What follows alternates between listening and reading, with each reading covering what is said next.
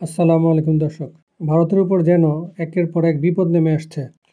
ভারতের জন্য বরাদ্দ বিশেষ সুবিধা মোস্ট ফেভার্ড নেশন বা MFN তকমা বাতিল করেছে সুইজারল্যান্ড।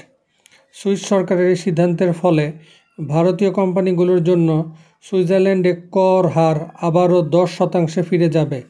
এর আগে 2021 সালে এই হার 10 থেকে কমিয়ে 5% করা হয়েছিল। ইন্ডিয়া টুডের এক প্রতিবেদনে এই তথ্য দেওয়া হয়েছে।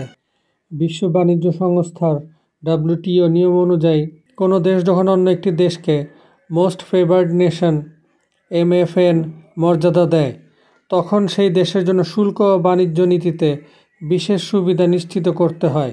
বিশ্লেষকরা মনে করছেন, সুইজারল্যান্ডের এই সিদ্ধান্ত ভারতীয় পণ্য রপ্তানি ও বিনিয়োগ প্রবাহে নেতিবাচক প্রভাব ফেলবে। সুইজারল্যান্ডের ফাইন্যান্স বিভাগ গত 11 ডিসেম্বর ঘোষণা দেয়, তারা ভারতকে প্রজ্ঞাপন ছাড়া আর মোস্ট ফেভার্ড নেশন MFN সুবিধা দেবে না। ফলে আগামী বছরের 1 জানুয়ারি থেকে ভারতের জন্য MFN সুবিধা স্থগিত করার সিদ্ধান্ত নেওয়া হয়েছে। একই সাথে ভারতের জন্য আরেকটি দুঃসংবাদ। ভারতকে অসহযোগী দেশগুলোর তালিকায় অন্তর্ভুক্ত করেছে যুক্তরাষ্ট্রের অভিবাসন ও শুল্ক প্রয়োগ সংস্থা ICE। এটি এমন একটি তালিকা যেখানে উল্লেখিত দেশগুলো প্রত্যর্পণ প্রক্রিয়ায় যথাযথ সহযোগিতা করে না বলে মনে করে মার্কিন কর্তৃপক্ষ। এই তালিকায় বাংলাদেশের নাম না থাকলেও ভারতের সাথে রয়েছে Pakistan, Bhutan, Cuba, Iran, Russia এবং ভেনেজুয়েলা।